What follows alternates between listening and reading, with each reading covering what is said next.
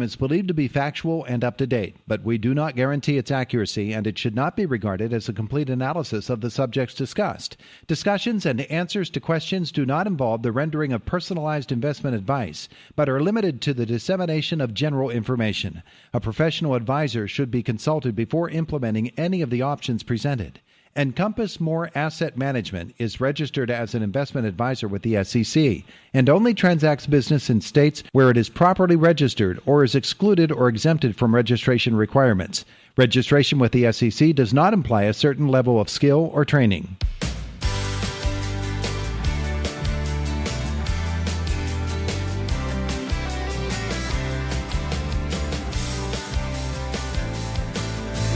GCES. And there they are, Clinton and Galen, back with us this morning. Gentlemen, good morning. Good morning, Todd. It's good to have you both with us here today. General questions after your appearance the other day, folks wondering about this. First of all, the first question that I had was after you talked to us about what you can do for people, my question was who? Who can use your company? That's a really easy question, but anyone that's really working, that is working towards retirement, you know, there's different parts of retirement. You know, you have your investments, but you also have Social Security and all the other things that go into it. So if you're a working family that is planning to retire someday and you have investments and you're working and want to figure out what you can do with those, that's really who we would work with. Because people would look at the name Government and Civil Employee Services and they'll say, well, I'm not any of those. Yes. So I can't use you. But that's not true. We've for the entire time we've been around, we've been doing primarily with federal employees, but we're in the process of rebranding our company. We're going to change from Government and Civil Employee Services just to GCES, and we're opening up our doors for everyone. So anybody that's working anywhere in town, anybody that has a job or has had a job, and has been putting money away towards retirement, that's someone that we can help understand what options are available to them. Yeah. So, Galen, then the question becomes, well, how much money am I going to have for retirement? Exactly. That's the number one question that I get. How much money am I going to make? And honestly, it's different for everybody. Yeah. I'm going to have a guy on next hour from Fox, maybe even later this hour. He's going to tell us that people born between 1965 and 1980, which is generation something, I don't know, 35% of them have $10,000 or less in savings right now. That's not a good number. No. Well, is he talking more about savings or retirement? Savings. So more like bank savings. Money, period. Period. This is how much money I have, period. Less than $10,000. And that's right before retirement years. I mean, you're 1965. Yeah. That's a scary number. It's a very scary number. Is it possible? Yes. From what I've seen out there, probably not. I mean, people are worth a lot more than just $10,000 than they might have in the bank, especially if they have pensions and stuff like that, plus the amount of money that you'd receive from Social Security. So it's not as scary if you take into consideration everything that a person has, not just the savings. And you guys are all about taking that fear away and getting a plan in place that's going to help people to build up to their retirement. That's what you're here for. When it comes down to it, a lot of people look at their retirement and they have no idea how it's going to work in retirement, how they're going to get paid. It's not like there's some magical place that all of a sudden you say, I'm going to retire, and everyone starts sending you a check every month. It doesn't happen that way. So what we do whenever we sit down with people, Galen will actually go over how much money they're making right now, what they're paying in taxes right now, what deductions they have from their paycheck, and basically show that, okay, well, this is what you're making right now out the door. This is your net monthly income. Once you retire, you're going to get paid this much every month from Social Security. You'll get paid this much every month from your pension, and you'll get paid this much every month from your investments, and break those down individually to help people understand actually how much money they're going to bring home. That's usually the easiest way for people to understand what retirement's going to look like. Yeah. Galen, take me inside that very first meeting that you have with somebody who comes in. I'm guessing that in a lot of cases there are people that really, A, don't have an idea of what their assets are, and B, don't really have a way that they can articulate to you what it is that they have. Yeah. I mean, a lot of the times what I'm going to run into usually is what I call a catch and save. You know, you haven't planned, and now you're at the final stages of right before retirement. So what I focus on is the loss of income. So I'm finding the negative aspect of how much money you're going to lose, like Clinton said, about how much all your bills costs, how much all your assets are. I figure out where the pensions are coming in from, whether it be from current pension. A lot of people don't have the luxury of just having one pension. People have had multiple jobs. So I figure out if there are existing pensions coming in from somewhere else or 401ks. Figure out, first off, Social Security, when you should claim your Social Security, depending on age, depending on when you're going to retire. So pension, Social Security, that's where I establish the loss of income. And then from that loss of income, I then turn to the savings or the 401ks, IRAs, anything would have. And that decides if you need a monthly income to sustain where you're at, or if you just need to have that account and pull money out of it as you see fit. You know, it's the loss. Are there people who say, I'm trying to figure this out by myself, how long I have to work? Yes. Almost everybody will try to find out if they can do it by themselves, but what they run into is all of the rules and regulations on how everything goes. And then people get scared that, well, I only have, just say for a number, $200,000 in an IRA. How long is that going to last me? Well, there's different things available to a person to protect that and turn that into a guaranteed income stream. So it's not that people aren't going to always try to figure it out themselves. It's they might not know what else is out there, so they will seek help at some point. Mm-hmm. Mm-hmm. And Clinton, we think a lot about the money that we have in our bank accounts or the money that we might have coming from a pension or as Galen said, what is the revenue stream coming in? That doesn't really quantify what our assets are. No, I mean, people still have their homes. They might have credit card debt. A lot of people ask us, should I pay off my house before I retire? But when Galen sits down with them, he puts all of that into perspective. And the way I look at it, someone might only have $100,000. Do you know what I mean? That would last them 100 months if they pulled $1,000 out every month.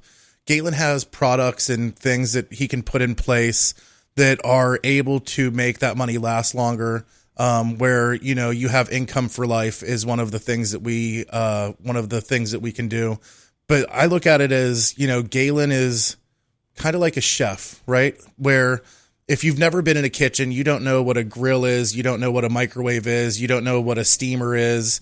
There's things to make noodles. There's all these different things that he has in his kitchen that he's able to help people with their retirement to get them to where they want to go. So it's not cookie cutter where, you get this and you get this and you get the same thing. It's more different where when he sits down with people, he actually gets the chance to put it all together. And it's not just that one individual person. If you're married, he takes a look at the spouse's stuff too. And that's really where we learned that we're not just federal employees, because every time that we work with a federal employee, 99% of the time, both of the spouses, they both don't work at the federal government. So we've learned how to take the whole entire family and put that into perspective, because even stuff like health insurance, you might be married and you might want to retire before your spouse, but it might be better for your spouse to carry health insurance for you when you go to retire, because they might have a better plan once they retire that would cover you both. So it's really taking the whole house and looking at the whole picture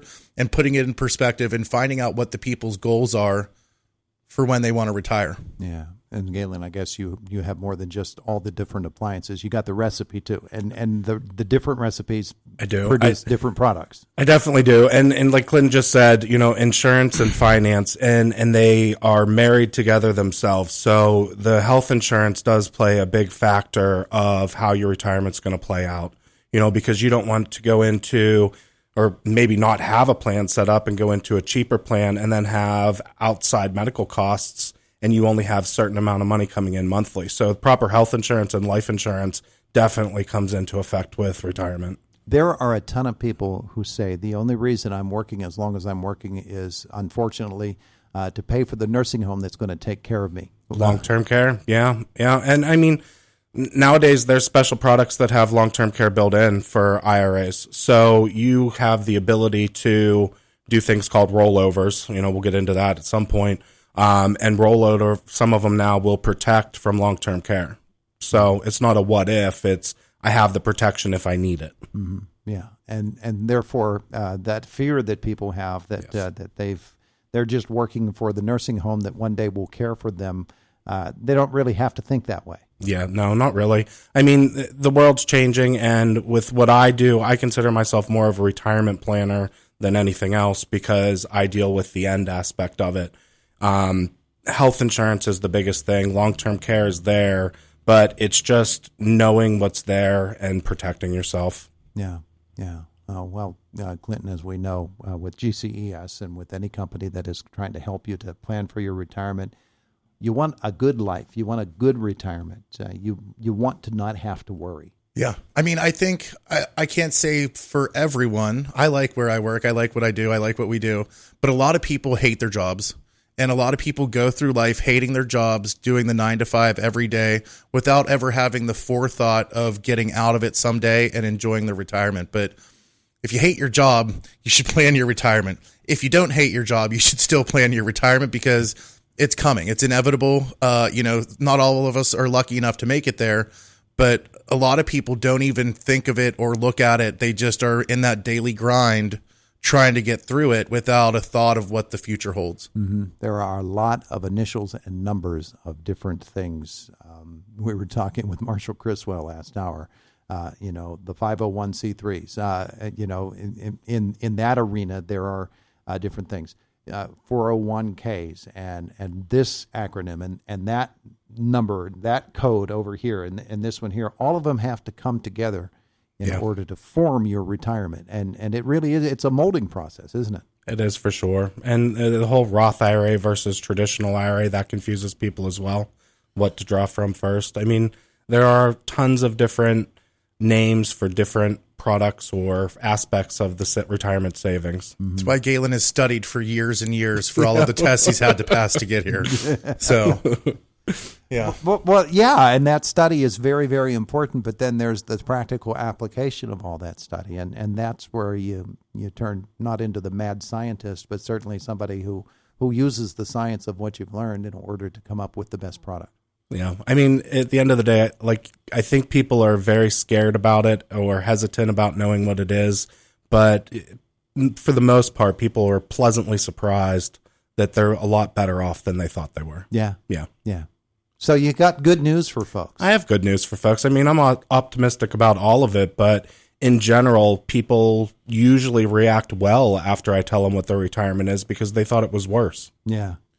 We've gotten letters from clients that say that we've made them feel a lot more comfortable because they were scared and they didn't know what it looked like, but it was right there. It was inevitable. It's about to happen. And they had no clue what they were doing and any idea of how to fill out the paperwork. And we took them from working to retired in like 30 days. And they said it was a seamless process where they felt comfortable. And that's not what they were like before meeting with us. Galen Barger-Stock.